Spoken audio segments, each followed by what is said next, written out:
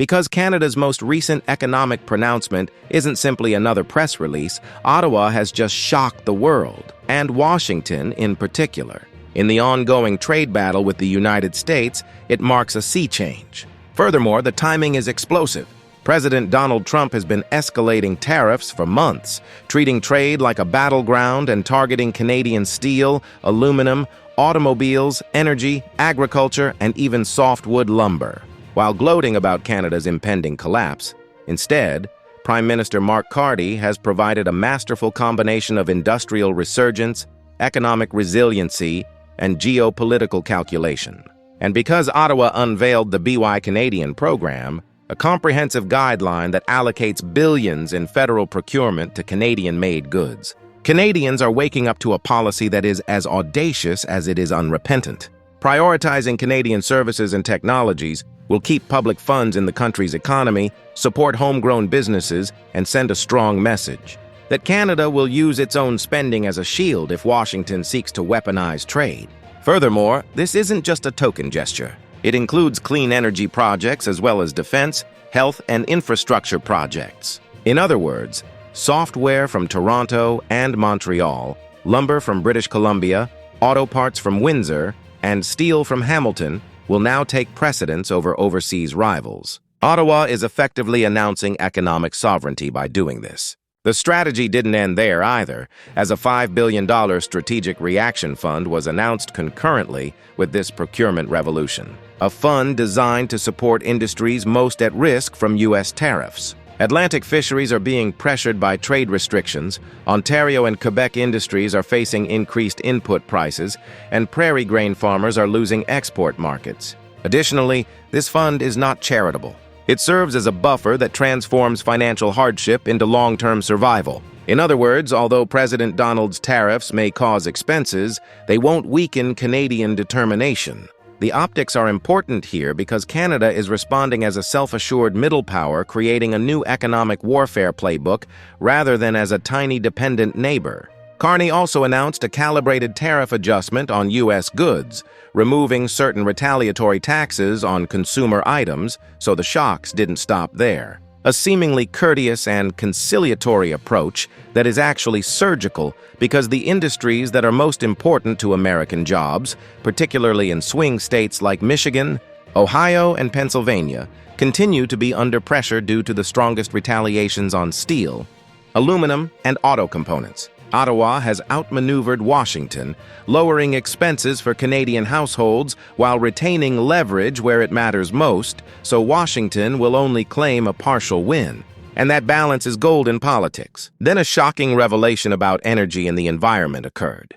Perhaps because, in an apparent attempt to preserve Canadian auto jobs, Ottawa declared a temporary halt to its strict electric vehicle sales rule. This is crucial because U.S. tariffs penalize electric vehicle supply chains before they reach maturity, taking advantage of Canada's green transformation. Instead of making a hasty decision, Canada has changed its strategy and is now investing $370 million in biofuel incentives while also slowing down the mandate. Funds that will shield farmers from the combined effects of grain and corn are now fuel markets rather than export liabilities due to U.S. tariffs and Chinese competition, demonstrating that Ottawa is not giving up on its green goals but rather adjusting them to the realities of the global economic conflict. And because it marks a change in Canadian economic identity, this is where the news actually becomes momentous. Ottawa is no longer waiting for Washington's approval as a junior partner. It is creating its own course. And it's not just economics. Since Carney also spoke on defense spending, Canada's commitment to reach and surpass NATO's 2% goal ahead of schedule.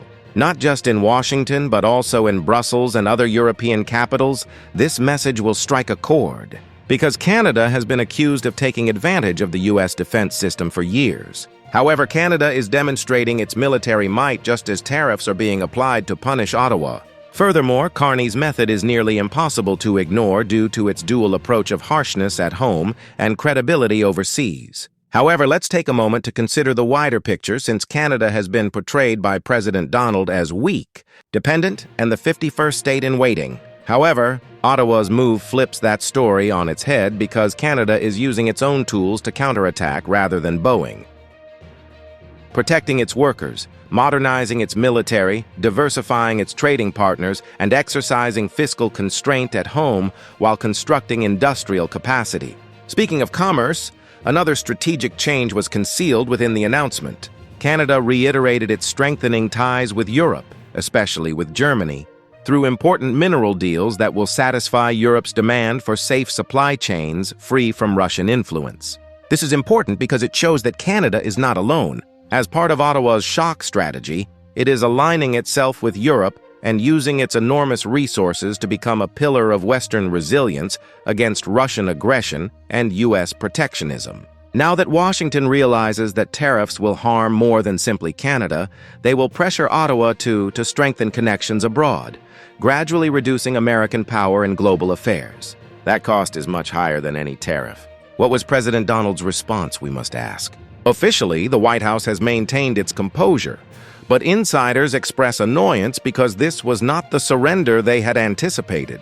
In actuality, Trump's tariffs, which were intended to impose pressure, have strengthened Canadian resolve and even provided Ottawa with the political justification to take action that previous administrations were reluctant to do: redirect industrial policies and declare economic independence. The irony is that this is the very weapon that is supposed to humble. It has been compelled by Canada to become more powerful, strategic, and independent. And when you think about it, this is the history of Canada.